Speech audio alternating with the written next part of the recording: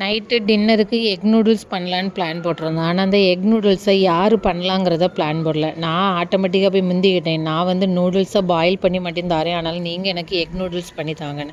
அவங்ககிட்ட என்னென்னையோ ஐஸ் வச்சு கடைசியில் ஒத்துக்க வச்சு எக் நூடுல்ஸ் பண்ணி தந்துட்டாங்க. எக் நூடுல்ஸ் பண்ணுறது கிச்சனில் அவங்க தான். ஆனால் நான் எதுக்கு வரேன் எதுன்னு பண்ணினே ஒன்றும் தெரியாது.